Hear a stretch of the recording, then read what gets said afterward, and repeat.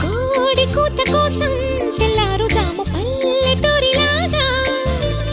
ఆగనే లేనుగా చెప్పవా నేరుగా గుండెలో ఉన్న మాట